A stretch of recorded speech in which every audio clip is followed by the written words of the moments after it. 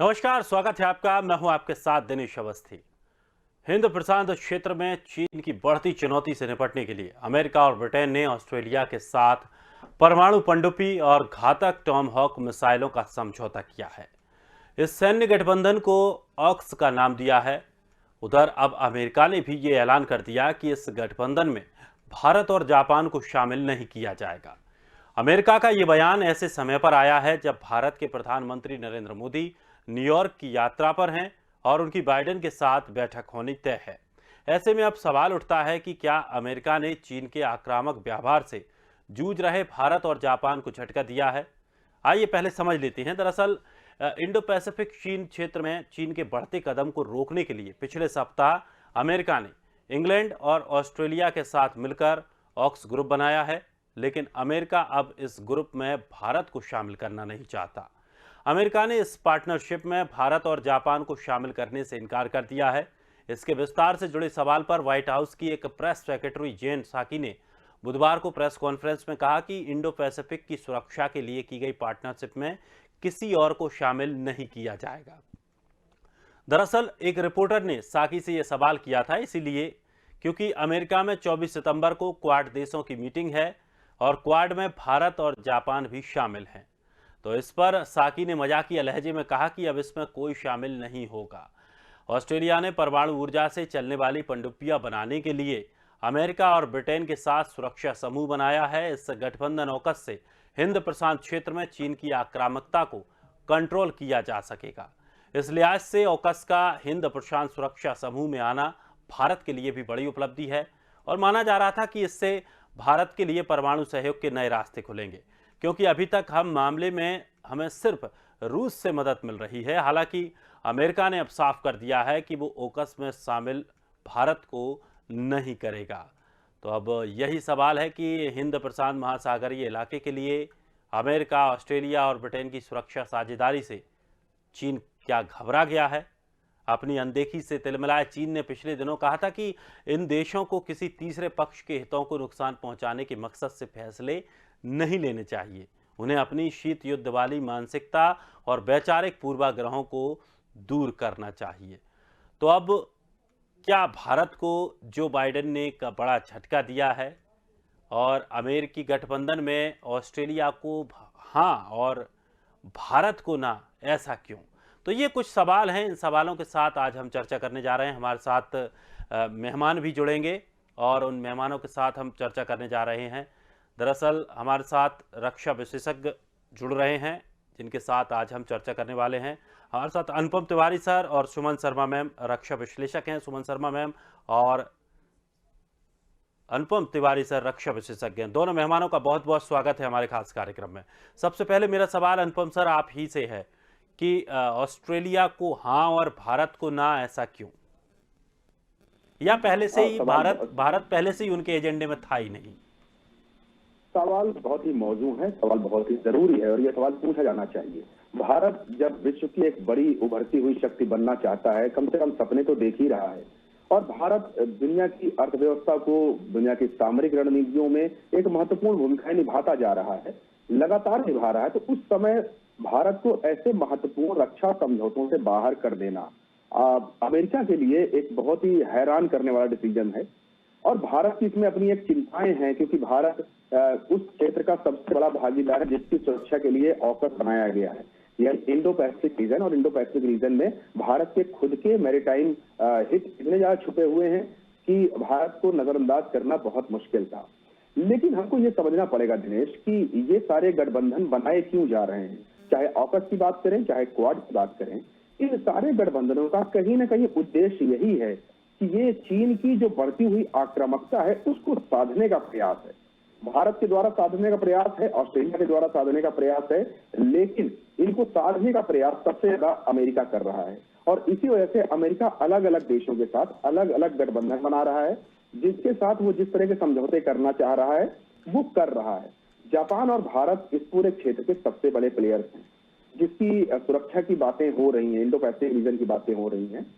Australia भी इसमें था, लेकिन ऑस्ट्रेलिया को एक बहुत बड़ा मैं कह सकता हूं कि डिफेंस के मामले में बहुत ज्यादा उसको ना अनुभव है और ना ऑस्ट्रेलिया को ऐसा माना जाता है। वो बेसिकली वो शांतिप्रिय देश है और वो दुनिया भर के इस तरह के झगड़ों में कभी नहीं पड़ता है, लेकिन ऑस्ट्रेलिया ने अपना रोल अब चेंज किया है।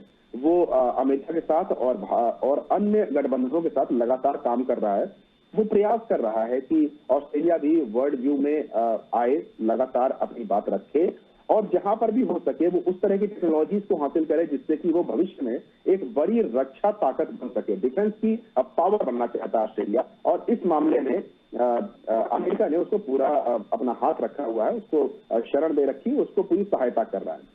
ऑकस का उद्देश्य अलग है और ऑकस सिर्फ और सिर्फ एक रक्षा समझौता है जो 3 देशों के बीच में है और क्वाड के देश बड़े हैं। क्वाड जिसमें भारत भी शामिल है, अमेरिका भी शामिल है, जापान भी शामिल है और ऑस्ट्रेलिया भी शामिल है। इसका उद्देश्य बड़ा है। ये सिर्फ रक्षा की बात नहीं करता, ये आर्थिक विकास की बात करता है, ये जलवायु परिवर्तन की बात करता है और कुछ ऐसी भविष्य की रणनीति बनाना चाहता है जिससे कि भारत, जापान और इसमें जर्मनी और ब्राजील को भी शामिल कर लीजिए। तो इस तरह के देश हैं वो कल को सुरक्षा परिषद तक अपनी पहुंच बना सके। क्वाड इसके मामले में एक अच्छा स्टेपिंग स्टोन बन सकता है। तो मुझे लगता है कि दोनों की भूमिकाएं अलग हैं। भारत को ऑकस में शामिल न करना जरूर चौंकाता है। भारत चूंकि ये मान बैठा था कि इंडो पैसिफिक में भारत के हित हैं और भारत उसमें भागीदार बनना चाहता है, लेकिन चलिए देर से आएंगे लेकिन जरूर आएंगे। मुझे पूरी उम्मीद है कि कल जब मोदी जी और बाइडेन साहब की जो बातें होंगी और उन बातों जो निकल करके आएगा उसमें ऑकस का भी जो फंडामेंटल है वही सामने आ जाएगा।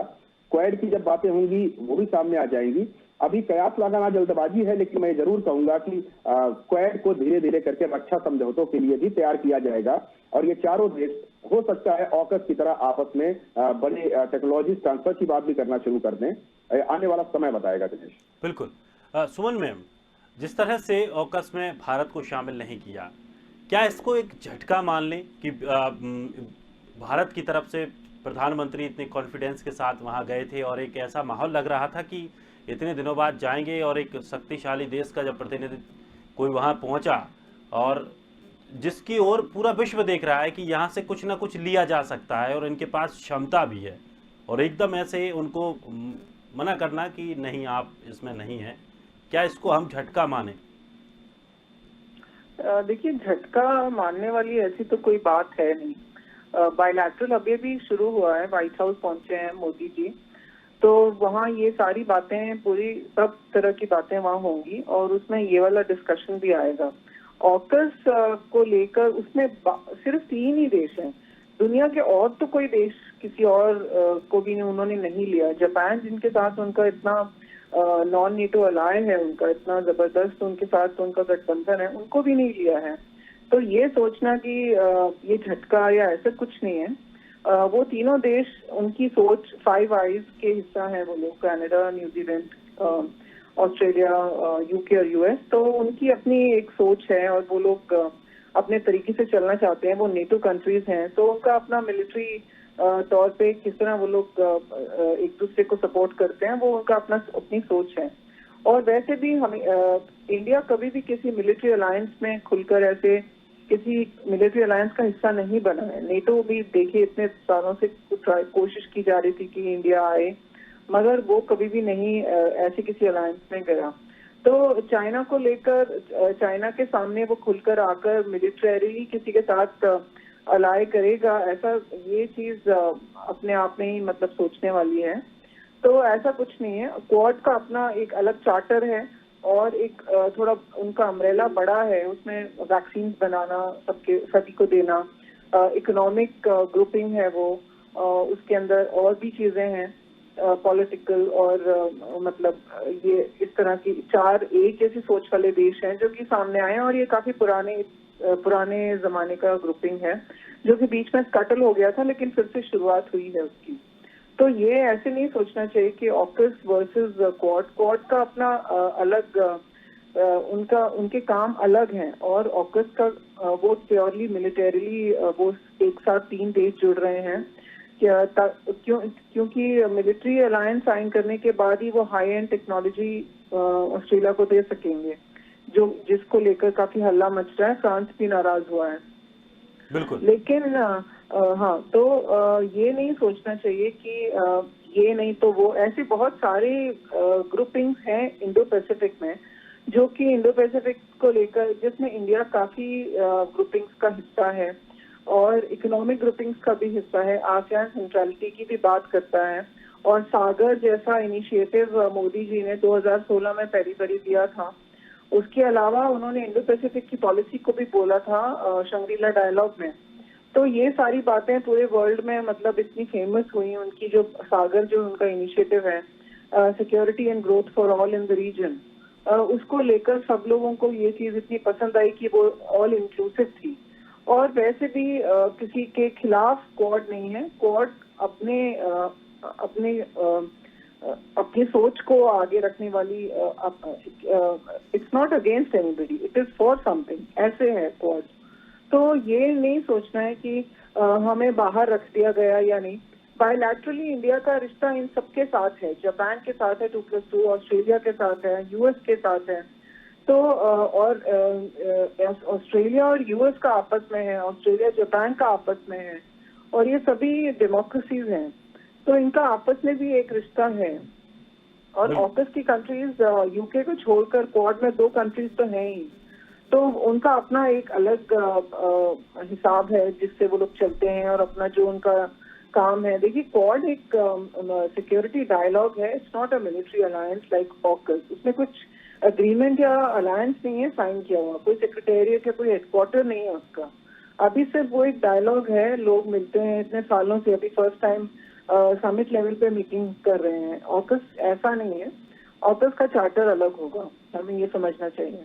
चलिए सर, जिस तरह से बात चल रही है कि सब ने अपने अपने ग्रुप बना रखे और मैम ने सही तरीके से समझाया कि कोई बड़ा झटका नहीं है, आपसी देश अपनी सुरक्षा के लिए, अपने कुछ आपसी हितों को साधने के लिए इस तरह के ग्रुप बनाते हैं।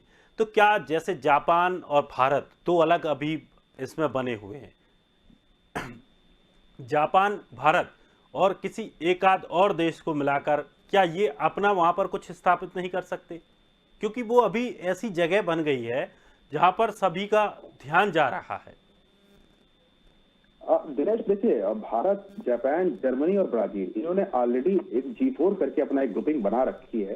ये चारों उभरती हुई अर्थव्यवस्थाएं हैं और विश्व की अर्थव्यवस्था में इनका बहुत बड़ा योगदान है। ये बड़ी ताकतें हैं और जनसंख्या के हिसाब से भी, अर्थव्यवस्था के हिसाब से भी इन्होंने ऑलरेडी काम करने शुरू कर दिए हैं। विकास की बातें करते हैं, मानव संसाधन की बातें करते हैं, और साथ ही साथ मिलिट्री अलायंस को भी इन्होंने बैकडोर में नहीं डाला हुआ है, यानी उस पर भी बात हो सकती है।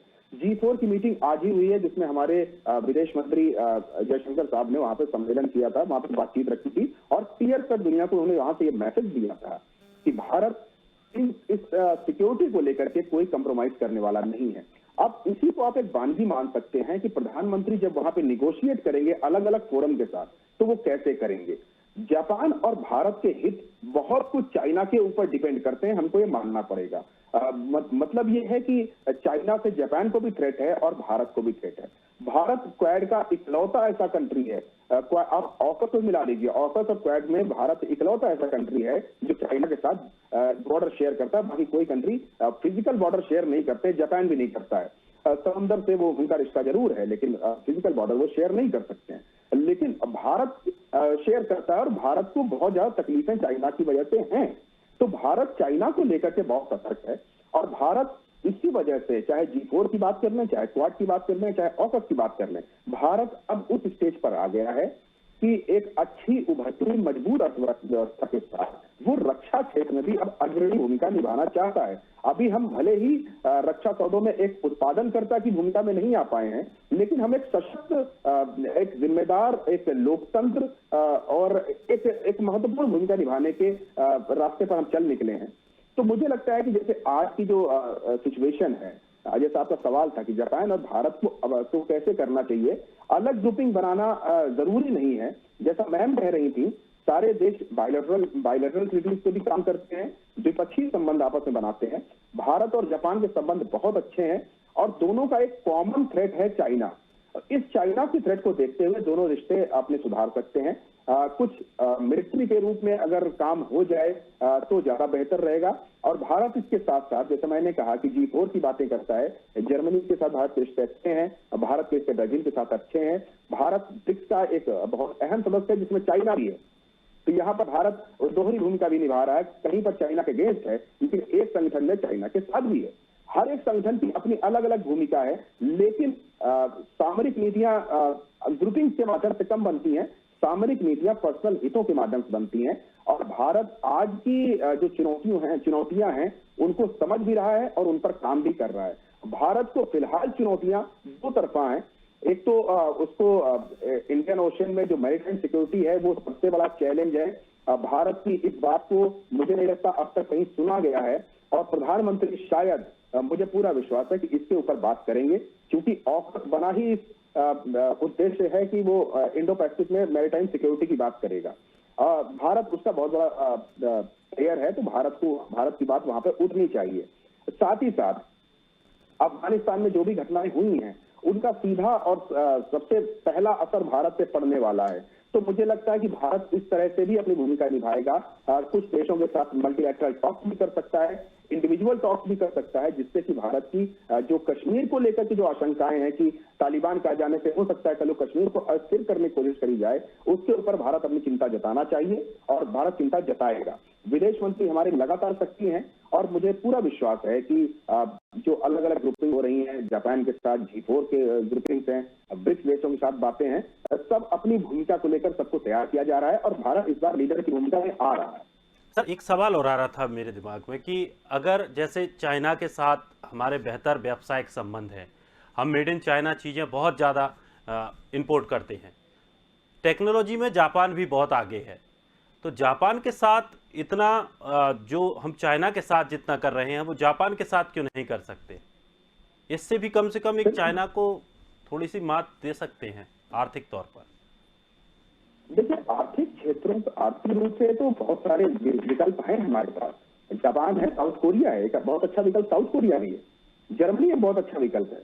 लेकिन अब यहाँ पर अर्थव्यवस्था लागत के ऊपर काम करती है, और जो चाइना का जो सप्लाई है भारत के लिए वो लागती तौर पर बाकी देशों की अपेक्षा कम पड़ता है, लागत कम पड़ती है उसकी। इस वजह से भारत को थोड़ा सा उनके साथ ट्रेड करने में ज्यादा आसानी पड़ती है।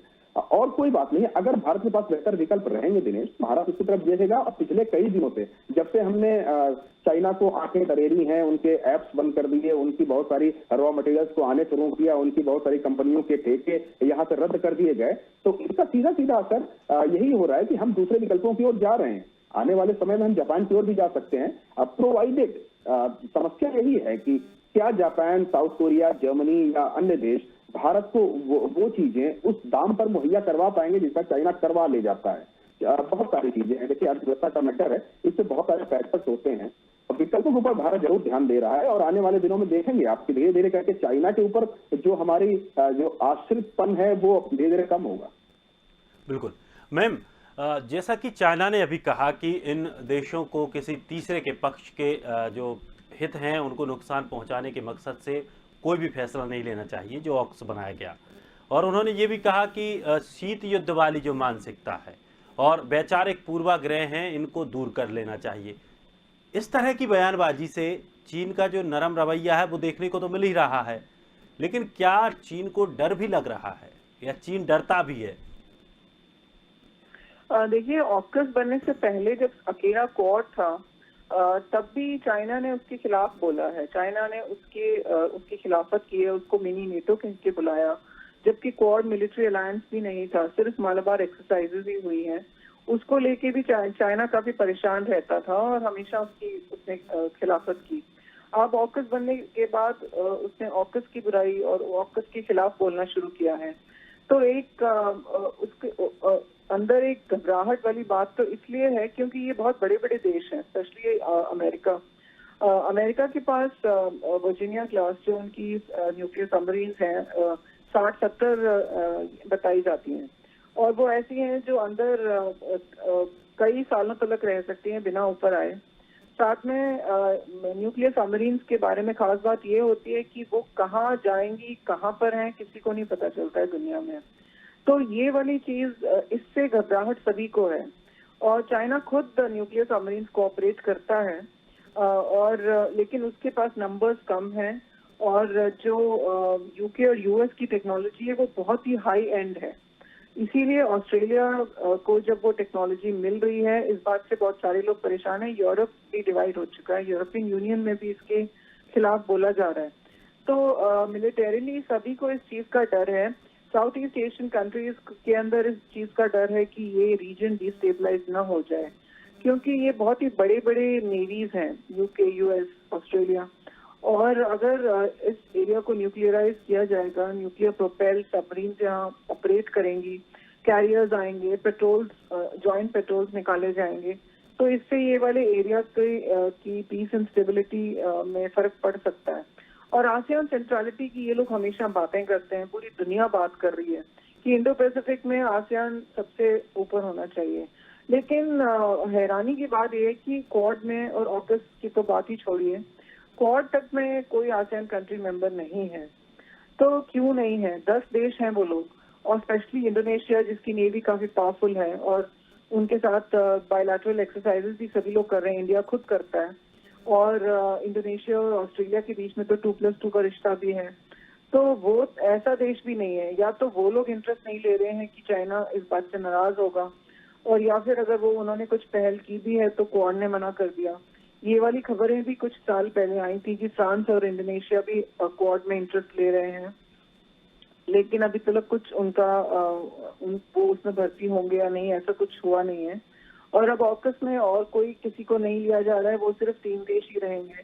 तो ऐसे बहुत सारी, पहले इतनी सारी यहाँ पे ग्रुपिंग्स चल रही हैं, इंडियन ओशन रिम एसोसिएशन है, बिमटेक है, आसियान है, इतने सारी ग्रुपिंग्स हैं, और सब लोग अपना अपना बायलैटरल, सभी लोगों का रिश्ता, trade, specially trade and economy को लेकर यूरोपियन यूनियन और बाकी सारे देशों का चाइना के साथ सभी का रिश्ता है। और चाइना के साथ इंडिविजुअल जो रिश्ता है वो अपने अपनी ग्रुपिंग्स के बाहर निकल के, कोई नहीं चाहता है कि चाइना को नाराज किया जाए, क्योंकि वो बहुत ही बड़ा पावर है। और उसकी बेल्ट एंड रोड इनिशिएटिव के खिलाफ क्वाड ने एक इनिशिएटिव चलाया है, ब्लू डॉट की जो बात की जा रही है, वो भी इंफ्रास्ट्रक्चर को लेकर है। तो उसको लेकर चाइना और ज्यादा परेशान है, क्योंकि उसके बेल्ट एंड रोड को जहां से भी उसे लगता है कि कोई मात देने के लिए कोई ग्रुपिंग खड़ी हो रही है, तो वो उसको पसंद नहीं आती है। तो ये एक चीज भी, उस इकोनॉमिक सेटबैक चाइना बिल्कुल पसंद नहीं करता है। बिल्कुल, और इसी को लेकर के वो चिंता में भी है, और कुछ ना कुछ तकनीक वो भी अपनाएगा। सर, अगर अब हम प्रधानमंत्री के दौरे को लेकर के थोड़ी सी बात करने की, क्या कुछ बेहतर उम्मीदें हम रक्षा क्षेत्र में लगा सकते हैं? जो दौरा कितना महत्वपूर्ण रह सकता है, क्या कुछ लाभ हमारे लिए इससे होगा? प्रधानमंत्री मोदी अगर अपनी बात को स्पष्ट रूप से वहां पर रखेंगे अलग अलग फोरम पे, मैं 2 चीजें कम से कम देखता हूँ। एक तो इंडो पैसिफिक रीजन में जो इंडिया के जो मैरीटाइम सिक्योरिटी के हित हैं, उनके ऊपर प्रधानमंत्री मोदी खुलकर बोलने वाले हैं, ऐसा मुझे लगता है।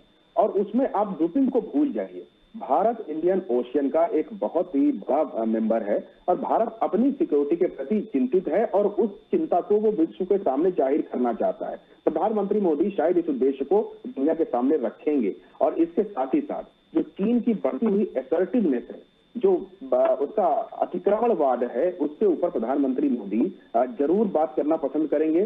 जरूर चाहेंगे कि वो इस बात को बाइडेन साहब के साथ रखें, और दोनों विश्व के बड़े नेता हैं, और ये दोनों नेता इस बात को खुलकर कहें, जिसको अभी तक चुपचाप कहा जाता है, या कई दबे कुचले स्वरों में कहा जाता है। यानी कि चीन की असर्टिवनेस के ऊपर बात खुलकर के होनी चाहिए, और इसमें मुख्य भूमिका प्रधानमंत्री मोदी को निभानी पड़ेगी, क्योंकि प्रधानमंत्री मोदी के अलावा विश्व में ऐसा कोई लीडर नहीं है जो कि चीन के साथ पिछले दिनों डायरेक्ट कन्फ्रंटेशन पे रहा हो। भारत और चीन लगातार एक दूसरे के साथ आंखें तरेर करके बात कर रहे हैं पिछले 1 साल से, और भारत के जो हित हैं वो चीन से बहुत ज्यादा परेशान हो रहे हैं। देखिए, पीओके के अंदर चीन लगातार इस तरह की भूमिकाएं कर रहा है, जिससे भारत को परेशान होना चाहिए, क्योंकि पीओके को भारत अपना अभिन्न अंग कहता है। तो भारत इस चीज को बिल्कुल बर्दाश्त नहीं करेगा कि बीआरआई का जो, जैसा मैम कह रही थी कि जो बीआरआई के ऊपर अगर कोई प्रश्न चिन्ह लगता है, चीन परेशान हो जाता है। अब बीआरआई इनका जो प्रोजेक्ट है वो पीओके से होकर के जा रहा है, पीओके के ऊपर वो लोग लगातार काम कर रहे हैं, पीओके के अंदर नए एयर बेसेस तक बनाए जा रहे हैं। तो इसके ऊपर भारत की चिंता है और भारत इसको अलग अलग जगहों पर, अलग अलग स्तरों पर उठाने की कोशिश करेगा। और मुझे लगता है इस पर भी प्रधानमंत्री जी जरूर बातचीत करेंगे। भारत अपने चैलेंजेस को वर्ल्ड व्यू प्रदान करेगा। बाकी आप कोरोना से पूरी दुनिया लड़ रही है, इसमें कोई अब ये बात का अंदाजा लगाना कोई बहुत मुश्किल नहीं है कि इसके ऊपर बात होगी, जलवायु परिवर्तन के ऊपर बात होगी। लेकिन इस समय जो सबसे बड़ा मुद्दा होने वाला है वो अफगानिस्तान है और इंडो पैसिफिक का जो मैरीटाइम सिक्योरिटी है। अफगानिस्तान की पतन के बाद, अफगानिस्तान में अमेरिका से बाहर जाने के बाद, तालिबान की सत्ता आने के बाद पूरा वर्ल्ड सिनेरियो एक बार चेंज हो चुका है। कई ग्रुपिंग्स टूट गई हैं और कई नई ग्रुपिंग्स बन रही हैं। इन ग्रुपिंग्स को अपने अपने हिसाब से सबको साधना है। भारत भी चाहेगा अपने हितों को वहां पर सुदृढ़ करने की कोशिश करेगा। जैसे छोटा सा एग्जाम्पल, रशिया के साथ हमारे रिश्ते पिछले दिनों काफी डामाडोल से रहे हैं। हमारे जो सबसे बड़ा एक प्रोजेक्ट है S-400 मिसाइल सिस्टम का, जो हमारा डिफेंस सिस्टम है, जिसकी खरीद की बातें रशिया के साथ चल रही थी और वो कभी लगता है कि वो आने वाला है और कभी वो फिर से पतले में फंसता हुआ दिखाई देता है। तो मुझे लग रहा है कि प्रधानमंत्री जी इस फोरम का उपयोग जरूर करेंगे रशिया को समझाने में, और रशिया को इस बात को क्लियर किया जाएगा क्योंकि वो हमारा बहुत दिनों से, बहुत अरसे से डिफेंस पार्टनर रहा है। तो हमारी जो डील्स हैं उनको लगातार कंप्लीट किया जाए। S-400 है या और भी बड़ी सबमरीन की हम उनके साथ बात कर रहे हैं। हम अमेरिका के साथ लगातार रक्षा सौदों की बातें कर रहे हैं, यूके के साथ कर रहे हैं, फ्रांस हमारा बहुत अच्छा साझेदार है। तो ये एक फोरम है, प्रधानमंत्री जी इसका उपयोग जरूर करेंगे और इन दौरों के बाद आप कुछ बड़े रक्षा सौदे होते हुए भी देखेंगे, ऐसा मेरा मानना है। चलिए, बहुत बहुत शुक्रिया दोनों मेहमानों का हमारे साथ जुड़ने के लिए। और सबसे बड़ी बात यह कि यह बहुत ही दिलचस्प और महत्वपूर्ण जानकारियां आपने दी। दर्शकों को शायद ये जानकारियां काफ़ी दिलचस्प लगी होंगी, लेकिन जिस तरह से अब बाइडेन ने ऑकस को लेकर के बात की तो उसमें भारत को सम्मिलित करने से मना कर दिया, साथ ही जापान को भी मना कर दिया। लेकिन ये कोई बड़ी बात नहीं है, ये कोई भारत की झटका नहीं है। भारत पहले से ही कई ऐसे यूनियनों के साथ पहले से ही जुड़ा हुआ है और जहां भारत को ज़रूरत होगी वहां वो अपना खुद स्थापित कर सकता है। किसी भी तरह से किसी भी देश के साथ कैसे संबंध रखने हैं वो उनका एक, सभी देशों का अपना आपसी मैटर रहता है। फिलहाल इस खास कार्यक्रम में इतना ही। ताज़ा तरीन खबरों के लिए आप बने रहिए स्वदेश के साथ।